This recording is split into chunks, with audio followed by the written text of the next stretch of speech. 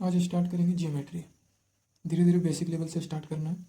जैसे जैसे हम इसका बेसिक लेवल जानते जाएंगे, इसका एडवांस पोर्शन भी हम इसके बाद टच करेंगे। चलिए देखते हैं। सबसे पहले जियोमेट्री का जो सबसे बेसिक पॉइंट होता है वो होता है हमारा पॉइंट, सेगमेंट, रे और लाइन। ये चारों के बारे में हमको पहले पढ़ना है। पॉइंट किसको कहते हैं? पॉइंट यानी कि बिंदु। बिंदु जिसका ना ही डेप्थ हो, यानी कि डेप्थ ना ही हो, ना ही हाइट हो और ना ही ब्रेथ हो, ये इसमें से कुछ भी नहीं हो, यानी कि सिर्फ एक बिंदु। इसका ना ही ऊंचाई होता है, ना ही गहराई होता है और ना ही चौड़ाई होता है। इसको नापा नहीं जा सकता है, इसे हम लोग पॉइंट बोलते हैं। सीगमेंट, अब कुछ लोग सीगमेंट और लाइन में कंफ्यूज होते हैं।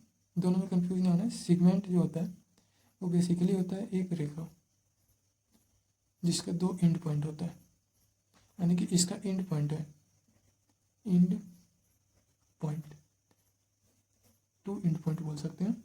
दोनों एंड पॉइंट ही होता है इसका। लेकिन ये जो लाइन है इसका कोई भी एंड पॉइंट नहीं होता है, ये इन्फिनाइट तक जा सकता है। इन्फिनाइट बोले तो अनंत तक, यानी कि जाते जाएगा, इसका कहीं भी अंत नहीं होगा, यानी कि इन्फिनाइट तक जा सकता है। तो समझ में आ गया सीगमेंट और लाइन में क्या डिफरेंस होता है। सीगमेंट जिसका दो बिंदु होता है, यानी कि दो अंत बिंदु होता है, एंड पॉइंट जिसको बोलते हैं, ये इन्फिनाइट तक नहीं होता है। जबकि लाइन इन्फिनाइट तक हमारा जा सकता है। जरूरी नहीं है जाएगा, लेकिन ये जा सकता है। अब आता है रे। रे ये दोनों से थोड़ा सा डिफरेंट है, इसको याद करना भी थोड़ा आसान है। जैसे कि कोई भी रे, जिसको हम लोग नॉर्मली हिंदी में बोलते हैं किरण, तो किरण क्या होता है? किसी भी लाइट का अगर कोई सोर्स है, कोई भी अगर लाइट का सोर्स है, तो लाइट का सोर्स से अगर कोई लाइट निकल रहा है, तो निकलने के बाद वो अनंत तक जा सकता है, अनंत तक जा सकता है, यानी कि इन्फिनाइट तक जा सकता है, इन्फिनाइट तक जा सकता है। लेकिन इसका एक एंड पॉइंट होता है जिसको हम लोग इनिशियल पॉइंट भी बोल सकते हैं, जो कि होता है हमारा वो सोर्स जहाँ से वो लाइट निकल रहा है। यानी कि इसका एक तो एंड पॉइंट होता है, एंड पॉइंट बोले या फिर इनिशियल पॉइंट बोले, और दूसरा होता है इन्फिनाइट पॉइंट, यानी कि ये कहीं तक भी जा सकता है, इसका कोई भी लिमिट नहीं है।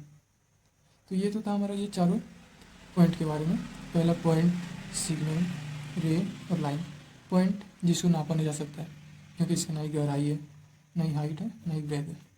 सेगमेंट, सेगमेंट जिसका दोनों एंड पॉइंट होता है, यानी कि इसको नापा जा सकता है, यहाँ से लेके यहाँ तक। रे जिसका एक इन्फिनाइट पॉइंट होता है, यानी कि ये अनंत तक जा सकता है, इसको नापा नहीं जा सकता, ये इन्फिनाइट होता है। लेकिन एक पॉइंट जो होता है जिसको इनिशियल पॉइंट या फिर एंड पॉइंट हम बोल सकते हैं। वहीं अगर लाइन का बात करें तो लाइन में कोई भी इनिशियल पॉइंट या फिर एंड पॉइंट नाम का चीज़ नहीं होता, ये इन्फिनाइट होता है, कहीं तक भी जा सकता है दोनों साइड से, या फिर आप इधर से ही खींच लें या फिर आप इधर से ही खींच लें, इसको लाइन कहते हैं। अब देखना है टाइप्स ऑफ एंगल्स। इसमें कुछ एंगल के बारे में भी हम लोग पढ़ेंगे। जितना भी जियोमेट्री है सारा का सारा लगभग एंगल का ही खेल है, यानी कि एंगल को ही ध्यान में रखते हुए हमको इसको आगे के लिए प्रिपेयर करना है। एंगल, एंगल यानी कि कोण। जैसे कि मान लीजिए ये एक सीधी रेखा है, इस पे बनने वाला एक कोण, ये कोण, इसे हम लोग कहते हैं एंगल। एंगल, एंगल भी बहुत सारे प्रकार का होता है। जैसे मान लीजिए कोई एंगल हो गया आपका acute angle triangle, obtuse angle triangle, right angle triangle, कुछ सप्लीमेंट्री एंगल होता है, कुछ कॉम्प्लीमेंट्री एंगल होता है। जरूरी नहीं वो ट्रेंगल में ही बने, वो किसी क्वाड्रिलेटरल में भी बन सकता है। लेकिन हम लोग जो देखेंगे वो अभी एंगल देखेंगे, बाकी ट्रेंगल ये सब बाद में देखना है। सबसे पहले एक्यूट एंगल देखते हैं। एक्यूट एंगल, एक्यूट एंगल यानी कि जिसका कोण 90 डिग्री से कम हो।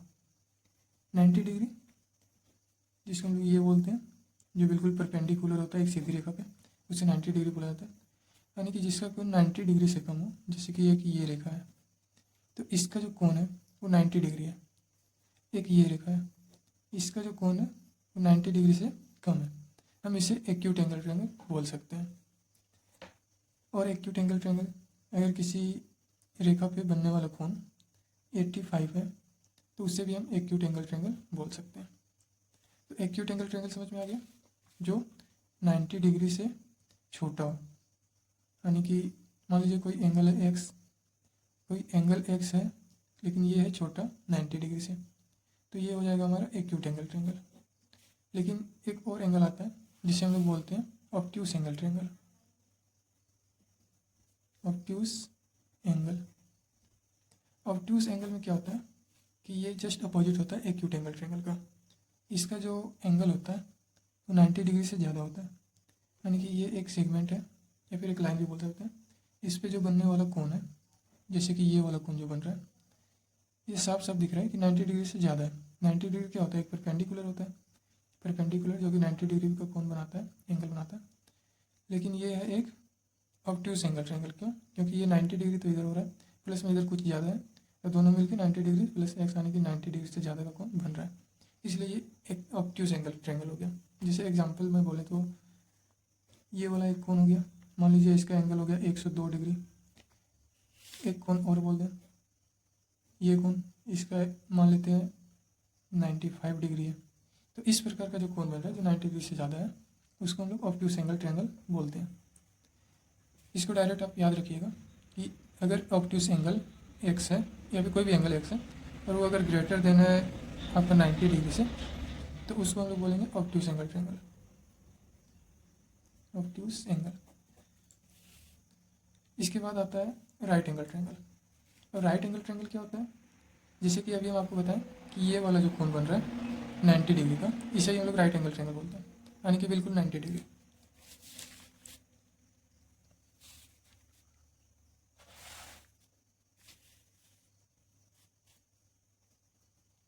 Right angle.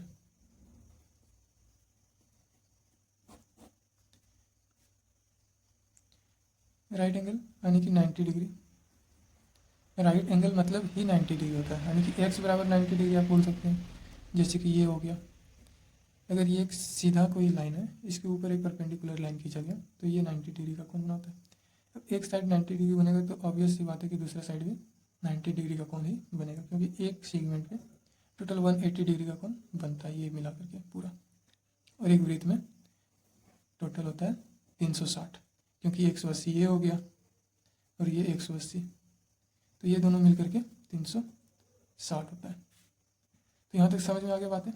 इसके बाद आता है कुछ एंगल जिसको हम लोग बोलते हैं कॉम्प्लीमेंट्री एंगल या फिर सप्लीमेंट्री एंगल, जिसके बारे में अभी हम लोग देखेंगे। सबसे पहले देखते हैं हम लोग सप्लीमेंट्री एंगल।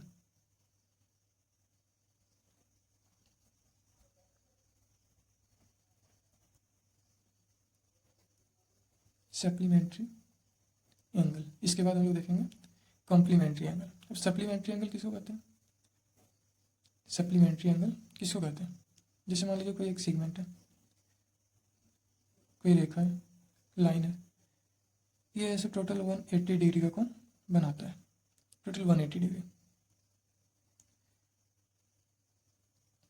एक रेखा इसके ऊपर यहाँ पे खींचा जाता है, जो कि अब ये रेखा इस 180 डिग्री को दो भागों में डिवाइड कर दिया। दो भागों में डिवाइड करने का कारण क्या हुआ कि ये एक अलग कोण बन गया और ये एक अलग कोण बन गया। मानते हैं ये 80 डिग्री का बन गया और ये 100 डिग्री का बन गया। अब ये दोनों को अगर हम जोड़ दें, ये वाला 100 और ये वाला 80 को, तो ये दोनों मिलकर के क्या बनाएगा 180 डिग्री। यानी कि अगर हम इसका मान x दे दें, इसको x और इसको y माने, तो x प्लस y बराबर 180, इसी को हम कहते हैं सप्लीमेंट्री एंगल।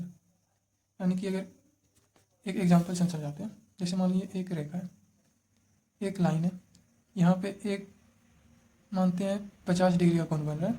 ये एंगल का नहीं मान पता है, ये एंगल का मान हम x मान लेते हैं, x डिग्री। अब ये दोनों मिला करके आपको अगर पूछा जाए कि सप्लीमेंट्री एंगल इसका बताना है, तो आप बोल सकते हैं कि 50 प्लस x बराबर 180 डिग्री। तो ये x ही हमारा सप्लीमेंट्री एंगल है जो कि आपको पूछा गया। अब ये x का मान को ज्ञात करना है, तो x का मान क्या आ जाएगा 180 माइनस 50, 180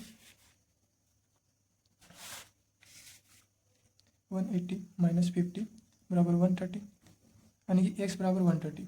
अब यही x हमारा है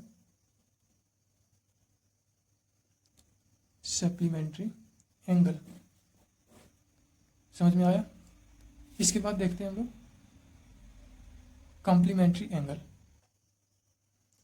अब देखते हैं complementary angle. Complementary angle supplementary angle से थोड़ा सा डिफरेंस है। सप्लीमेंट्री एंगल में हम लोग देख रहे थे कि एक्स प्लस वाई मिलकर 180 बना रहा था, यानी कि 180 डिग्री का कोण। लेकिन कॉम्प्लीमेंट्री एंगल में ऐसा नहीं है। कॉम्प्लीमेंट्री एंगल में ऐसा है कि एक्स प्लस वाई मिल करके 90 डिग्री का कोण बनाता है। एग्जाम्पल जैसे ले, ये एक लाइन है, इसके ऊपर एक लाइन है, ये 90 डिग्री का कोण बना रहा है। अब ये भी 90 डिग्री का कोण बना रहा है, लेकिन यहाँ पे एक लाइन और लिया गया और इस कोण को डिवाइड कर दिया। ज़रूरी नहीं है बराबर डिवाइड करें, ये कुछ ज़्यादा हो सकता है या फिर ये कुछ ज़्यादा हो सकता है, ये कुछ कम हो सकता है। मानते हैं ये 50 है, 50 डिग्री, और इसको मान लेते हैं x डिग्री है। तो ये दोनों मिल करके 90 डिग्री फॉर्म करेगा, 90 डिग्री बनाएगा, क्योंकि ये तो 90 डिग्री है। अब ये दोनों मिल करके 90 डिग्री बनाएगा, और अगर ये 90 डिग्री दोनों मिल करके बना रहा है, इसका मतलब x जो है वो हमारा कॉम्प्लीमेंट्री एंगल है, यानी कि 50 + x बराबर 90। तो x बराबर हमारा 30 आएगा, जो कि एक कॉम्प्लीमेंट्री एंगल है। ठीक है, एक एग्जांपल और लेते हैं। अगर मान लीजिए बोला गया कि किसी भी कोई सा भी एक एंगल है, उसमें एक है x, क्वेश्चन है x बराबर 75 है, 75 डिग्री, और y बराबर नहीं पता है, तो इसका हमको कॉम्प्लीमेंट्री एंगल याद करें। कॉम्प्लीमेंट्री एंगल याद करें, कॉम्प्लीमेंट्री यानी कि x + y बराबर 90, कॉम्प्लीमेंट्री एंगल यानी कि x + y बराबर 90।